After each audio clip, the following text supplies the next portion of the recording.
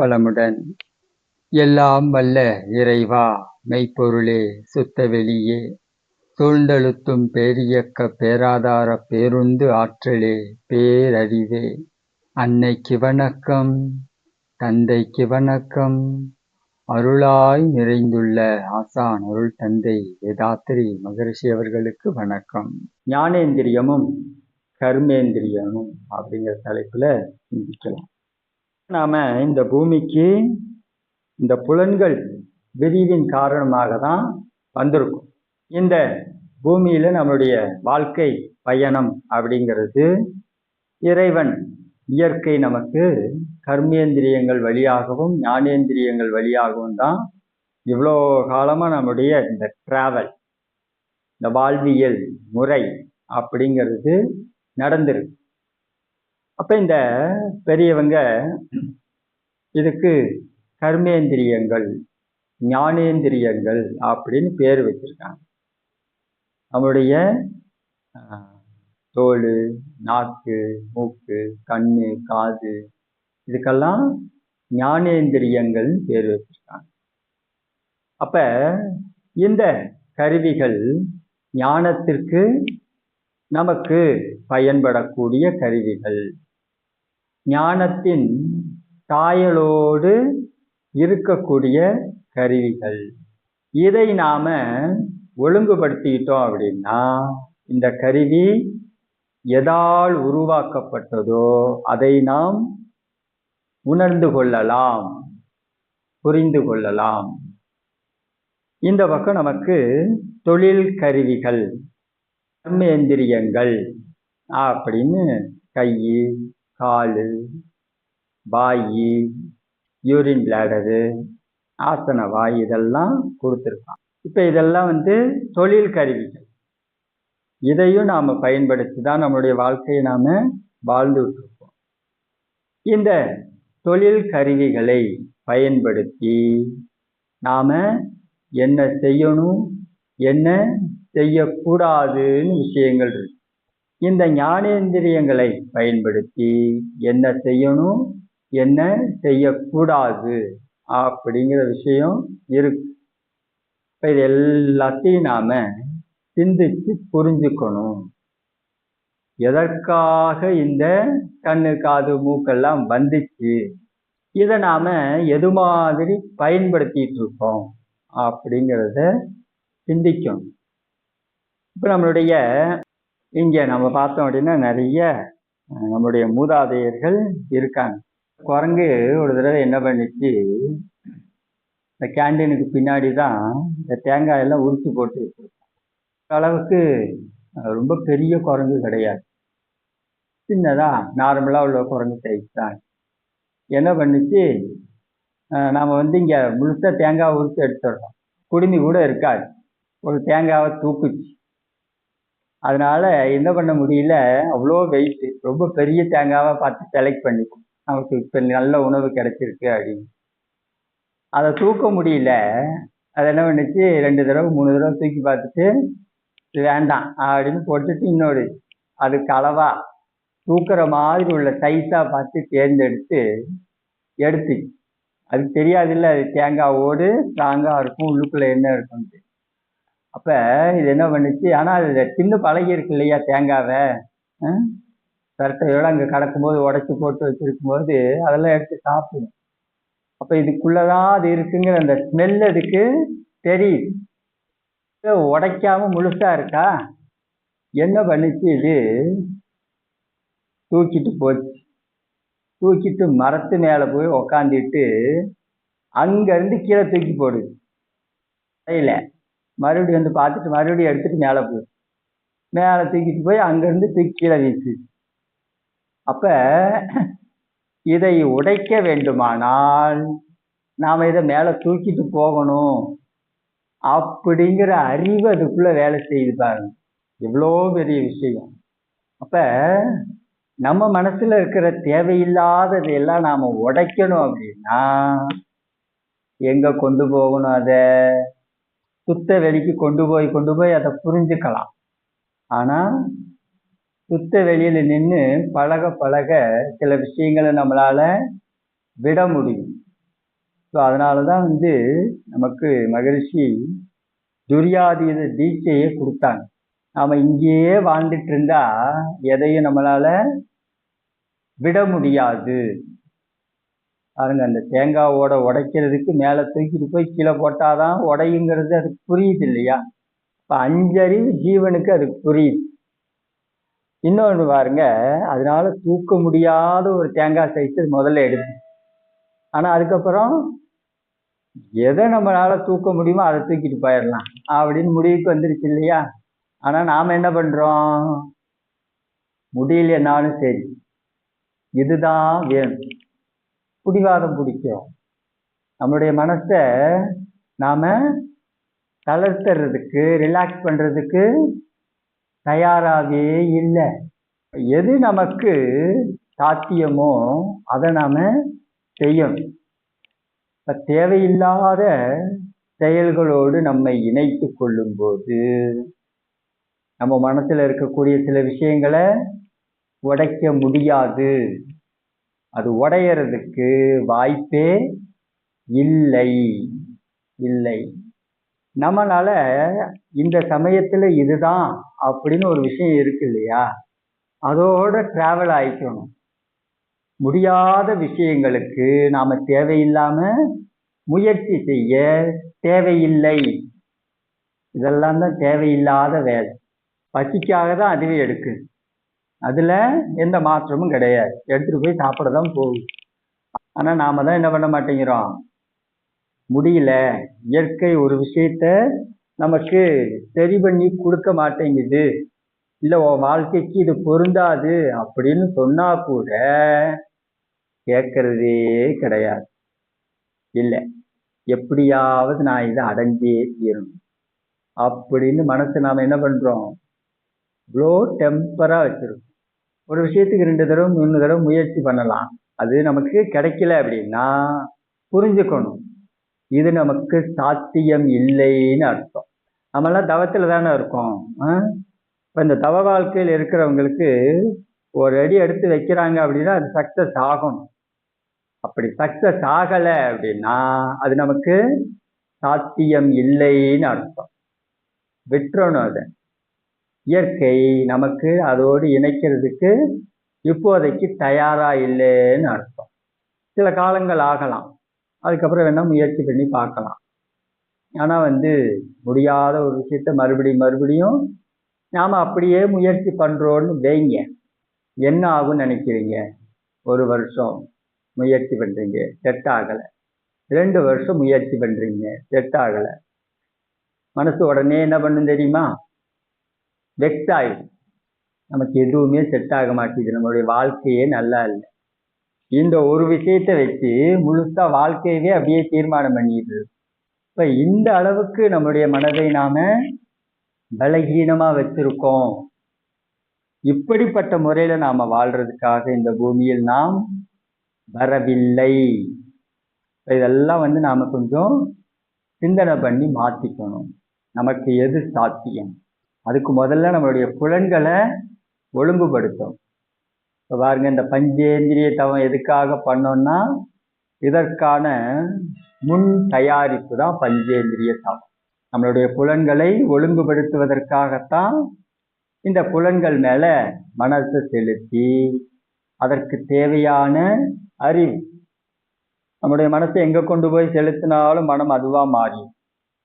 அப்ப இந்த ஒவ்வொரு புலன்களும் எதோட கனெக்ட் ஆயிருக்கு அப்படின்னு பார்த்தா நம்மளுடைய மூளையோட கனெக்ட் ஆயிருக்கு. அப்ப இந்த மூளையினுடைய தன்மை, தரம் என்னவோ இது இந்த புலன்களை கண்ட்ரோல் பண்ணும்.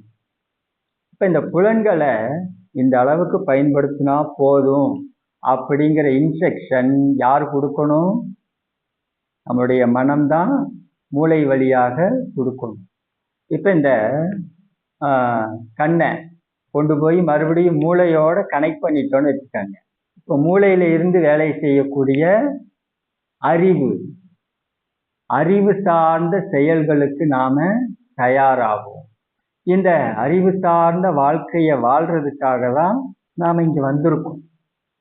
இந்த மனித பிறவிங்கிறதே அறிவு சார்ந்த வாழ்க்கையை வாழ்வதற்காகத்தான் கர்மேந்திரியங்களும் ஞானேந்திரியங்களும் மனிதர்களுக்கு எதற்காக இறைநிலை வழங்கியது அப்படின்னு ஒரு விஷயம் இருக்கும் இல்லையா? நம்மளுடைய ஒவ்வொரு புலன்களையும் நாம கடந்து அந்த புலன்களுக்கு மூலமான அறிவை சார்ந்து வாழ வேண்டும். நம்ம எந்த வழியா வந்தோமோ அதே வழியா தான் திருப்பி ரிட்டர்ன் போயிட்டு இருக்கோம். எங்கன்னாலும் சரி, இது ஒரு வழி பாதை தான். வர்றதுக்கு ஒரு பகுதி, போறதுக்கு இன்னொரு பகுதியெல்லாம் இல்லை. நம்முடைய புலன்களை விரிவுபடுத்தி கொண்டே இந்த ஒவ்வொரு அறிவிலிருந்தும் டிராவல் ஆகி வந்தோம்.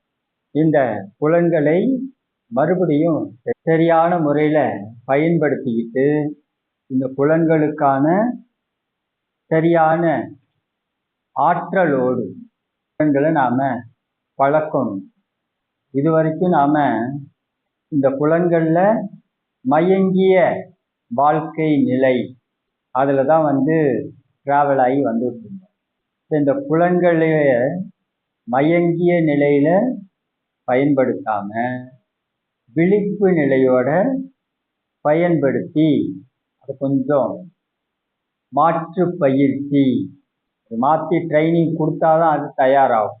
இல்லை இது இப்படியே இருக்கட்டும், நம்ம பாட்டில் நம்மளுடைய வாழ்க்கையை வாழலாம் அப்படின்னா இந்த புலன்களுக்கு அனுபவ பதிவு ஜாஸ்தி, கொஞ்சம் நஞ்சம் கிடையாது. நமக்கு இருக்கிற அனுபவத்தை விட இந்த புலன்களுக்கு அனுபவம் அதிகம். இந்த புலன்கள் இவ்வளோ நாளா எதுல டிராவல் ஆகி வந்திருக்குன்னு பார்த்தா மயங்கிய நிலையில இயங்கி தான் டிராவல் ஆகிடும். பாருங்க, இந்த 5 அறிவு ஜீவயினம் சாப்பிட்ட பொருள் ஜீரணமாகிற வரைக்கும் போயிடும். ஜீரணம் ஆயிடுச்சா, பசி வருதா, மறுபடியும் உணவை தேடி டிராவல். இந்த பொருள் இது நல்லா இருக்கும், சாப்பிட்றதுக்கு இந்த ஏரியாவில் இது கிடைக்கும் அப்படின்னு ஒரு விஷயம் இருக்கு இல்லையா? அது பழகி வச்சிருக்கு இல்லையா? இப்போ சீசனுக்கு அந்தந்த ஏரியாவில் அந்தந்த பகுதிக்கு போகக்கூடிய பறவை இனம்னு ஒன்று இருக்கா? சீசனுக்கு போகும். அப்படி சீசனுக்கு இது ஏன் வருது அப்படின்னா, இந்த சீசன்ல இந்த இடத்துல உணவு நமக்கு தாராளமா கிடைக்கும். சாப்பிட்டுட்டு அங்க இருந்து இனவிருத்தி குட்டியை போட்டு மறுபடியும் குழந்தை குட்டியோடு சேர்த்து டிரான்ஸ்ஃபர் ஆகி பறந்து போகும். ஸோ அதனுடைய ரொட்டீன் லைஃப்ல ஒரு பறவை எடுத்துக்கிட்டாலும் சரி, அல்லது பெரிய பெரிய விலங்குகள் யானை எடுத்துக்கிட்டாலும் சரி, அதனுடைய வாழ்வியல் முறை அதனுடைய வரலாறு எல்லாம் இதை தான் சொல்லுது. அது எங்கே போகுது? ஒரு இடத்துல இருந்து இன்னொரு இடத்துக்கு போகுது. இங்கேருந்து ஏன் அங்கே போகுதுன்னா, அங்கே தண்ணி கிடைக்கும், உணவு கிடைக்கும். அப்போ உணவும் தண்ணியும் எங்கே கிடைக்குதோ அங்கே டிராவல் ஆகும். சீதோஷ்ண நிலைக்கு தகுந்த மாதிரி அது ஒவ்வொரு இடத்துக்கும் மாறி மாறி பயணிக்கும். அப்போ பாருங்க, அதனுடைய எல்லாருடைய வாழ்வியல் முறையும் 5 அறிவு ஜீவன்களுடைய வாழ்வியல் முறை எல்லாமே ஒன்று உடல் தேவை, இன்னொன்று உணவு தேவை. அவ்வளோதான். வாழ்றதுக்கு உணவு, அப்புறம் இனப்பெருக்கம், அப்புறம் அவங்கள காப்பாற்றி கொஞ்சம் குறிப்பிட்ட காலம் வரைக்கும் அது பாதுகாக்கும். அதுக்கப்புறம் தன்னோட குட்டியை இருந்தாலும் என்ன பண்ணும்? அனுப்பிச்சு விட்டு துரத்தி விட்டு போய் வாழ்க்கைய நீ வாழ்ந்துக்க அப்படின்னு.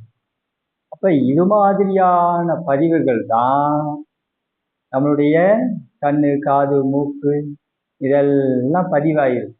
இப்ப இதை தாண்டி கண்ணு ஏன் வந்துச்சு, இந்த மூக்கு ஏன் வந்துச்சு, இந்த நாக்கு ஏன் வந்துச்சு அப்படின்னா சிந்திக்கிறதுக்காக தான் நமக்கு இங்க மெடிடேஷன் தியான பயிற்சி அப்படின்னு ஒன்று இந்த மனித இனத்துக்கு தேவைப்படுது. இந்த மெடிடேஷன் தியான பயிற்சி இது இல்லை அப்படின்னா நாமளும் என்ன பண்ணுவோம்? புலன்கள் சார்ந்த வாழ்க்கை, அதில் என்ன நாம திருப்தியாக வாழ முடியுமோ அந்த அளவுக்கு போயிட்டே இருக்கும்.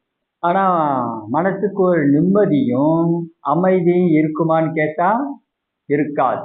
ஏன் அப்படின்னா, இந்த வேலையை செஞ்சுட்டு இப்படி வாழ்றதுக்காக இந்த மனித பிறவிக்கு நாம வரல. ஒரு கம்பெனி எடுத்துக்குவோம். கம்பெனியில் உங்களை மேனேஜரா போடுறாங்க, சூப்பர்வைசரா போட்டிருக்காங்கன்னு வச்சுக்கோங்களேன். நீங்க உங்க வேலையை செஞ்சாதான் உங்களுக்கு சேலரி. உங்க வேலையை நீங்க செய்யாம வேற ஏதாவது வேலையெல்லாம் செஞ்சிட்டு இருக்கீங்க அப்படின்னா நிர்வாகம் விடுமா உங்களை? சேலரி கொடுப்பாங்களா? அப்ப இந்த மனித பிறவிக்கு நாம எதுக்காக வந்தோமோ அந்த வேலையை செஞ்சோம் அப்படின்னா இறைவன் கொடுக்கிற gift தான் நிம்மதி. இறைவன் கொடுக்கிற சேலரி தான் நிம்மதி, மன நிறைவு. இப்ப நமக்கு இந்த மன நிறைவு நிம்மதி வரல அப்படின்னா வந்த வேலையை இன்னும் நாம செய்யலைன்னு அர்த்தம். இவ்வளோ காலம் ஆகிப்போச்சு, நாமளும் தவம் பண்றோம், பயிற்சி எல்லாம் பண்றோம், இன்னமுமா நாம செய்யாம இருக்கோம்? இன்னமும் செய்யவில்லை என்றேதான் பொருள். காலம் எல்லாம் பெரிய விஷயம் கிடையாது. அதற்கு தகுந்த செயலை செஞ்சோமா அப்படிங்கிறது தான் முக்கியமானது. இந்த தவத்தை பயன்படுத்தி நம்முடைய வாழ்க்கையை நாம எந்த அளவுக்கு அறிவுபூர்வமாக வாழ்கிறோம். இந்த கர்மேந்திரியம், ஞானேந்திரியம் இதெல்லாம் நாம கடந்து வாழணும். உயிருக்கு பொருத்தமா வாழணும். இது வரைக்கும் நாம வாழ்ந்த வாழ்க்கையெல்லாம் உடம்புக்கு பொருத்தமா வாழ்ந்துருக்கோம். நீங்க வேணா உட்காந்து யோசனை பண்ணி பாருங்க. உடம்புக்கு பொருத்தமா இவ்வளவு காலமா நாம வாழ்ந்துருக்கோம். சாப்பிட்றது, தூங்குறது, சம்பாதிக்கிறது, இதெல்லாமே உடல் தேவைகளை பூர்த்தி செய்கிறது தான். இதை தாண்டி நாம என்னென்னவெல்லாம் பண்ணியிருக்கோம்னு பாருங்க. அது என்னவோ அதுதான் இந்த மனித பிறவிக்கான செயலை கொஞ்சம் எக்ஸ்டெண்ட் பண்ணியிருக்கோன்னு அர்த்தம். நாம எந்த அளவுக்கு அந்த பக்கம் போறோமோ அந்த அளவுக்கு நமக்கு நிம்மதி கிடைக்கும், அமைதி கிடைக்கும். அது போற அளவு தான் அது கிடைக்கும். கம்மியாக தான் போயிருக்கோம், 10% தான் போயிருக்கோம் அப்படின்னா 10% தான். இன்னும் நாம போக வேண்டிய தூரம் நிறைய இருக்கு. புலன்களை கடந்து போகிறதுக்கு முயற்சி பண்ணணும். வெறுமனே சும்மா இந்த புலன்களை அமைதி ஆயிடுமான்னு கேட்டா அது அமைதியா ஆகாது. ஒரு விஷயத்த படிச்சுட்டோம் அல்லது 4 பேர்த்தோட உட்காந்து டிஸ்கஷன் பண்ணிட்டோம், புலன் அமைதிக்கான சிந்தனைகள். அன்னைக்கு அடுத்த நாள்ல இருந்து புலன் அமைதி ஆயிடுமா? நாக்கு எடுத்துக்கோமே, நாக்கு இனிமேல் டேஸ்டெல்லாம் நீ கேட்காத. ஒரு 10 பேர் உட்காந்து நாக்கை பற்றி டிஸ்கஷன் பண்ணி ஒரு முடிவு, இனிமேல் நாக்குக்கு பெருசாக தேவையில்லாதெல்லாம் கேட்கக்கூடாது, நான் கொடுக்கறது மட்டும்தான் நீ ஏற்றுக்கணும் அப்படின்னு ஒரு முடிவு பண்ணிட்டு 10 பேரும் பிரியிறோன்னு வச்சுக்காங்க. அடுத்த நாள்ல இருந்து அப்படியே தான் இருப்பாங்களா? நான் கேட்டது இது இல்லை, நீ என்ன இதை கொண்டு வந்து கொடுக்குற, கஞ்சியும் கூழையும் கொடுக்குற, இது இல்லை, அன்னபூர்ணா சாம்பார் வேணும் எனக்கு, அப்படிதான் கேட்கும். அப்ப இப்படி வாழ்ந்து பழகுன நாட்க நாம மாத்துறதுங்கிறது ரொம்ப பெரிய விஷயம்தான். அதுக்காக தான் கூடவே மகரிஷி என்ன பண்ணிட்டாங்க, தவத்தை கொடுத்துட்டாங்க. நாவின் மீது மனம் செலுத்தி தவம். அப்ப நம்ம அந்த நாக்கு மேல மனசு செலுத்தி தவம் பண்ண பிரபஞ்ச காந்த ஆற்றல்னு ஒண்ணு இருக்கு இல்லையா? நம்ம நல்லா சுத்தவெளி தவம் பண்ணி இந்த பிரபஞ்சம் லேயர் லேயராக தான் இருக்கு. பூமிக்கு மேல அடுக்குகள் இருக்கு. காற்று மண்டலம், வெப்ப மண்டலம் இருக்கு இல்லையா? இதே மாதிரி லேயர் லேயரா இருக்கு. ஓசோன் படலம் இருக்கு. அப்ப இந்த படலமாக இருக்கக்கூடிய இந்த பிரபஞ்ச அமைப்பு, இது எல்லாத்தோடையும் நாம கனெக்ட் ஆகி நின்று அதுவாக மாறி பழகணும். இந்த பிரபஞ்ச ஆற்றலோட பேரியக்க மண்டலத்துல நாம தவம் பண்ணணும். பேரியக்க மண்டலத்துல எல்லா காந்த ஆற்றலும் எல்லா உயிர் சக்தியும் அங்க இருக்கு. ஆனா நம்ம உடம்புக்குள்ளார இந்த பிரபஞ்சத்துல இருக்கிற எல்லா சக்தியும் எல்லா காந்த ஆற்றலும் நம்ம உடம்புக்குள்ள இருக்கான்னு கேட்டா இல்லை. இப்ப நம்ம உடம்புக்கும் அதுக்கும் சம்பந்தமே இல்லை, அது வேற, அது நம்ம உடம்புக்கெல்லாம் வரவே வராது அப்படிங்கிற எனர்ஜியா அது அப்படின்னு பார்த்தா அப்படியும் இல்லை. அந்த எனர்ஜி எல்லாம், அந்த சக்தி எல்லாம் நம்ம உடம்புக்கும் நம்மளுடைய உடல் செல்களுக்கும் தேவையான இந்த வார்த்தையை பயன்படுத்தலாம். நமக்கு பொருத்தமான ஒரு சக்தி தான். ஆனா அந்த சக்தியோட நமக்கு வருவது இல்லை, அல்லது அதோட நம்ம கனெக்ட் ஆக மாட்டேங்கிறோம். அதனாலதான் என்ன பண்ண முடிய மாட்டேங்குது, இங்க இருக்கிற இந்த புலன்களை கடந்து நம்மளால போக முடியல. அங்க இருக்கிற இந்த பியூர் எனர்ஜி அதை கொண்டு வந்து இந்த நாக்கோட கனெக்ட் பண்ணிட்டோம் அப்படின்னா, இந்த நாக்கு மூளை செல்களோட கனெக்ட் ஆயிருக்கா, இந்த மூளையில் உள்ள தன்மை பிரபஞ்ச ஆற்றலோட இணைஞ்சிருக்கா, அப்ப இந்த நாக்குக்கு இந்த தன்மை மாறும்.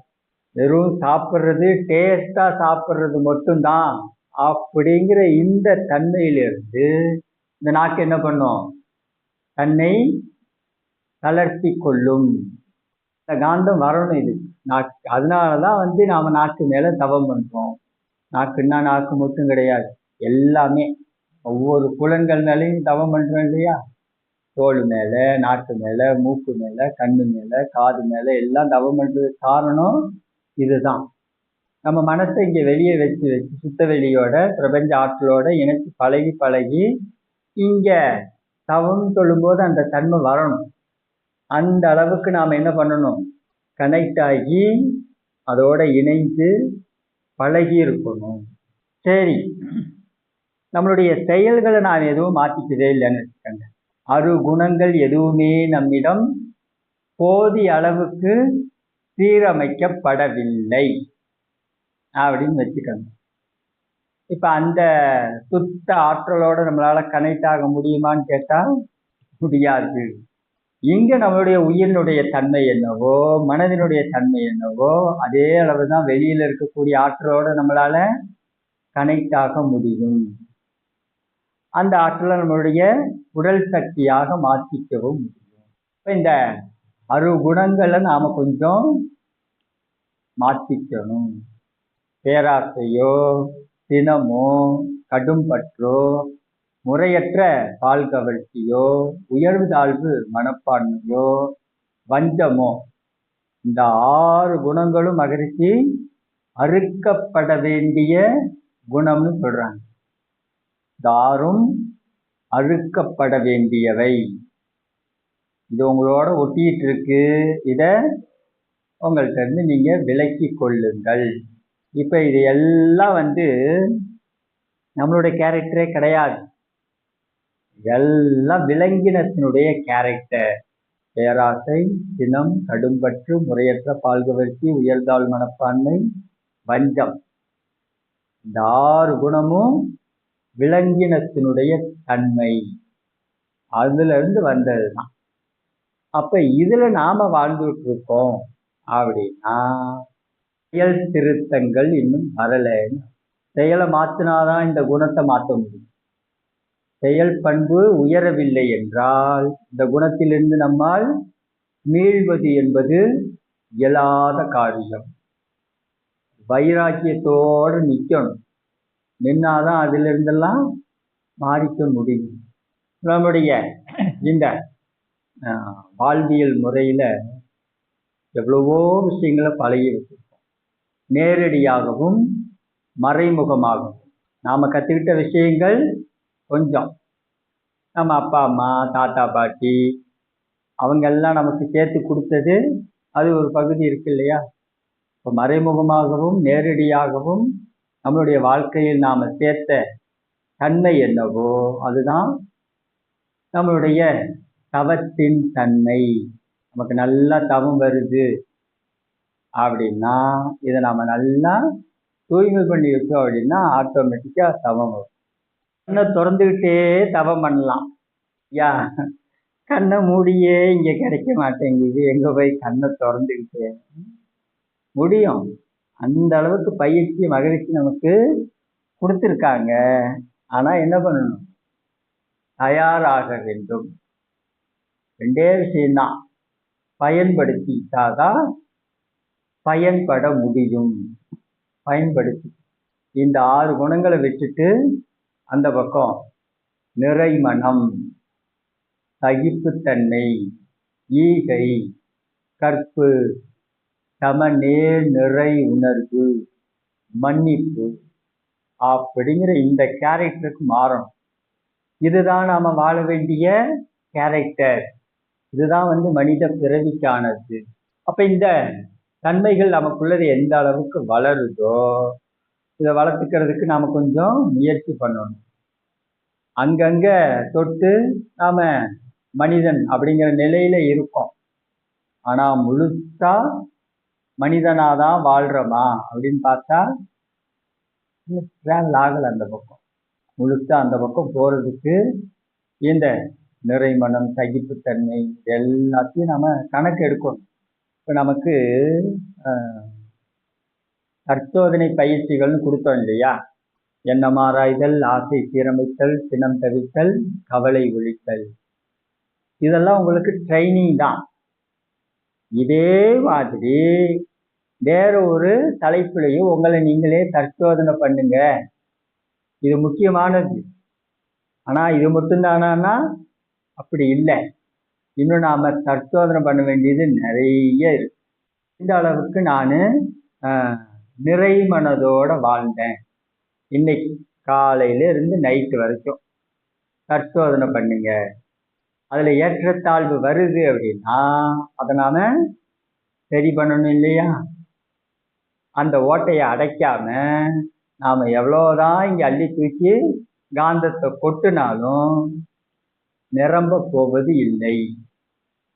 அதே மாதிரி கடும் பற்று எந்த வகையில வேணா இருக்கட்டும், நம்மளுடைய குழந்தைங்க மேல, நம்மளுடைய யூஸ் பண்ற பொருட்கள் மேல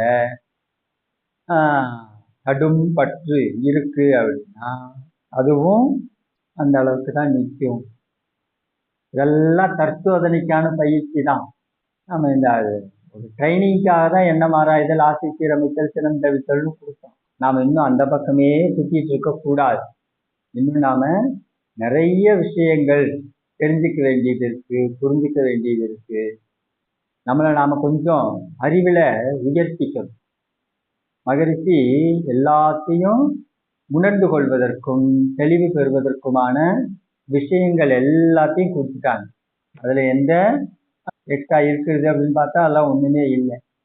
ஆனா இங்க செய்து மாற்றம் பெற வேண்டிய விஷயங்கள் தான் நிறைய இருக்கு. செயலை செஞ்சாதான் ஒரு விளைவுங்கிறது வரும். செயலை செய்யவில்லை என்றால் விளைவு வராது. அப்ப நாம இந்த 6வது அறிவினுடைய சிறப்பு என்னன்னு பார்த்தா, நம்மளால யூகிக்க முடியும். ஒரு விஷயத்த யூகம் பண்ணி புரிந்து கொள்ள முடியும். அது தகவல் அறிவுன்னு வச்சுக்கணும். இன்ஃபர்மேஷன். நம்ம எல்லா விஷயத்தையும் இன்ஃபர்மேஷன் மூலமா தெரிஞ்சுக்கலாம். ஆனா இந்த அனுபவ அறிவுன்னு ஒண்ணு இருக்கு இல்லையா? அது வேற. தகவல் மூலமா நமக்கு தெரிஞ்சுக்கிட்ட விஷயம் நமக்கு அனுபவம் ஆகல அப்படின்னா நாம ஏதோ ஒரு இடத்துல அதற்கான செயலை செய்யாமல் இருக்கிறோம்னு அர்த்தம். அப்படியே அந்த செயலை செஞ்சா விளைவு நாம நினைக்கிற மாதிரியே வந்துருமான்னு கேட்டா வரவே வராது. ஏன்னா நினைக்கலாம், நமக்கு அந்த சுதந்திரம் இருக்கு. மனிதனுடைய அந்த 6வது அறிவினுடைய மிகச்சிறந்த சிறப்பு என்னன்னு கேட்டா, நம்மளால அபரிதமா எல்லாத்தையும் சிந்தனையால அப்படியே கொண்டு வந்துட முடியும். நினைவுகள்ல எந்த ஒரு தடையும் ஏற்படுத்திக்க இங்க சான்ஸே இல்லை. ஆனா செயல்னு வரும்போது, விளைவுன்னு வரும்போது நாம சரியா செஞ்சோமா, விளைவு நிறைய ரீசன்னால மாறும். ஒரு விளைவுக்கு ஒரே ஒரு ரீசன் அப்படின்னு கிடையவே கிடையாது. நிறைய ரீசன் எல்லாம் ஒன்று சேர்ந்து தான் ஒரு நிகழ்ச்சியை நடத்துகிறது. செயல் விளைவு கோட்பாடுலேயே மகிழ்ச்சி இடம், தொடர்பு கொள்ளும் பொருள், காலம், திறமை, நோக்கம், தன்மை. ஒரு செயலை நாம எந்த நோக்கத்தோட செய்யறோங்கிறது ரொம்ப முக்கியம். நல்லதாவே இருக்கட்டுமே. ஒரு வார்த்தை இருக்கு இல்லையா, வழி தேங்காயை எடுத்து கடை தேங்காயை எடுத்து வழிப்பிள்ளையாருக்கு உடைக்கிறது. தேங்காவை நான் சாமிக்கு தான் உடைச்சேன், அதுக்கு எதுக்கு காசு கேட்கறேன். ஆனா அவர் வியாபாரத்துக்காக வச்சிருந்த தேங்காயை எடுத்து நாம இங்க வேண்டுதலுக்காக உடைச்சிட்டோம் அப்படின்னா இது சரியான செயலா? ஆனா நான் உனக்கு தேங்காய் உடைக்கிறேன் அப்படிங்கிறது தான் வேண்டுதல், அது நடக்குது. ஆனா செயல்ல என்ன ஆயிடுச்சு, அவற்றை இருக்க தேங்காயை பிடிங்கி எடுத்து உடைச்சோம் இல்லையா, காசு கொடுத்து வாங்கி தானே உடைச்சோம். அதுதானே கரெக்ட். ஊரு ஃபுல்லா கொள்ளையடிச்சு கோயிலை கட்டுறது. அப்ப செயல் நோக்கம் நல்லதா இருந்தா கூட செயல் தன்மை மாறிடுச்சு அப்படின்னா அதுவே என்ன ஆகுது, மாறி போயிடும் இல்லையா. அப்ப நாம ஒரு நோக்கம் நல்ல நோக்கமா இருந்தாலும் அதை எப்படி செய்து நிறைவேற்றினோம் அப்படின்னு ஒண்ணு இருக்கு. இந்த தன்மையோட மனசை வச்சுக்கிட்டு ஒரு செயலை செஞ்சோன்னு ஒண்ணு இருக்கு. தவம் தான் பண்றோம், வாழ்த்துறதுக்காக தான் இன்னைக்கு உட்காந்து தவம் பண்ணோன்னு வச்சுக்கோங்களேன். ஒருத்தங்களுக்கு உடம்பு சரியில்லை, அவங்களுக்கு நல்லா ஆகணுங்கிறதுக்காக வாழ்த்துறதுக்காக உட்காந்து தவம். இது ஒரு நாள் மட்டுமே உட்காந்து தவம் பண்ணிட்டு வாழ்த்துனா அந்த வாழ்த்து பழிக்குமா? நல்ல நோக்கம்தான். பாவம் அவங்களுக்கு உடம்பு சரியில்லை, வாழ்த்துனா இறைவனுடைய கருணையினால ஒண்ணு நம்மளுடைய வாழ்த்தையே அவங்களுக்கு சரி பண்ணும். அப்படி இல்லைன்னா அதற்கு சரியான நபரை கொண்டு வந்து கேட்கும். எந்த டாக்டரை பார்த்து எந்த வைத்தியரை பார்த்து எந்த மருந்து கொடுத்து சரியாகணுமோ அதை சரி பண்ற வேலையை செய்யும். இது நாம அன்னைக்குன்னு உட்காந்து ஒரு நாள் மட்டும் தவம் பண்ணா வாழ்த்துனா இந்த வேலை நடக்குமா? தொடர்ந்து பண்ணியிருக்கணும் இல்லையா. இதுதான் நல்ல செயலே ஆனாலும் அது செய்யக்கூடிய முறை அப்படின்னு ஒன்று இருக்கு இல்லையா. இப்ப நம்மளுடைய வாழ்க்கையை நாம நல்ல நிலைகளை நோக்கி மாத்திக்கணும்னு உள்ளுக்குள்ளார ஆழமா எண்ணம் இருக்கு. அதனுடைய வெளிப்பாடாதான் என்ன சொல்றோம், நிம்மதியாக வாழணும், சந்தோஷமா வாழணும். யாருக்குமே இந்த உலகத்துல கஷ்டப்படணும் துன்பப்படணும்லாம் இருக்காது. எல்லாரும் நிம்மதியாக தான் வாழணும்னு தோணும். ஆனா அதற்கான செயல்களை நான் என்ன செய்து கொண்டிருக்கிறேன் அப்படின்னு யோசிக்கணும். ஒரு நாள்ல மாறிடாது. ஏன் அப்படின்னா எத்தனையோ கோடி ஜென்மங்களா நாம இந்த செயல் பதிவுகளை சேர்த்துக்கிட்டே வந்திருக்கோம். அப்ப ஒரு நாள்ல இதெல்லாம் மாறுமான்னு கேட்டா மாறாது. ஆனால் முயற்சி திருவினையாக்கும். இப்ப நாம முயற்சி பண்ணணும். நல்ல விஷயங்களை மகிழ்ச்சி கொடுத்துருக்காங்க, அதை நல்ல முறையில பழகிட்டு முயற்சி பண்ணணும். ரெண்டாவது, இந்த உடற்பயிற்சி நம்மளுடைய மாற்றங்கள் எல்லாத்துமே எல்லாம் எங்க இருந்து ஆரம்பிக்குது அப்படின்னா உடற்பயிற்சியில இருந்துதான் ஆரம்பிச்சு. மகிழ்ச்சிகிட்ட ஒருத்தர் கேள்வி கேட்டார், எனக்கு ஒரு அரை மணி நேரம் தான் மகிழ்ச்சி நேரம் கிடைக்குது, நான் தவம் பண்றேன் அப்படின்னு தான் தோணுது, நீங்க சொல்லுங்க நான் எதை பண்ணட்டும் அப்படின்னு. உங்களுக்கு அரை மணி நேரம் டைம் இருக்கா? நீங்க உடற்பயிற்சி பண்ணுங்க. உடற்பயிற்சி பண்ணி உடல் செல்களை மாற்றி அமைச்சிட்டோம் அப்படின்னா, இப்ப இவர் ஒரு 6 மாசம் உடற்பயிற்சியே பண்றாரு இவர் கிடைச்ச டைம்ல. இப்ப இதுல கிடைச்ச தன்மை என்ன பண்ணும் அப்படின்னா தவத்தை ஆட்டோமேட்டிக்கா உள்ள கொண்டு வந்து அந்த ஷெடியூலுக்குள்ள வந்துருவோம். திட்டமிட்டு செயல்புரியக்கூடிய அந்த சிஸ்டம் உருவாகும். இவர் தவம் மட்டுமே பண்ணிட்டு இருக்காருன்னு வச்சுக்கோங்க, 2 மாசம் தவத்தையும் விட்டு வெளியே போயிடுவார். அவ்வளோதான், நிற்கவே நிற்காது. இப்போ உடற்பயிற்சி பண்ணி உடம்ப முதல்ல தயார் பண்ணணும். நம்மளுடைய தவசக்தியை உடல் செல்கள் முதல்ல உள்வாங்கணும் இல்லையா? அதற்கான விஷயம் செல்களில் துவங்கணும். இதெல்லாம் இல்லாமல் தவத்தை மட்டும் உட்காந்து பண்ணிட்டு இருந்தா அப்படின்னா எந்த வகையிலையும் அது நமக்கு பெருசாக பலன் தராது. உடற்பயிற்சி தான் ரொம்ப முக்கியமான காயக்கல்பம். இது எல்லாத்தையும் நல்ல முறையில் பண்ணோம் அப்படின்னா ஆட்டோமேட்டிக்காக ஷெடியூல் கிடச்சிடும். இதுக்கு இவ்வளோ நேரம் ஒதுக்கணும், இப்படி பண்ணணும், இது மாதிரி தான் வாழணும் அப்படிங்கிற சிஸ்டத்துக்குள்ளே வந்துடும்.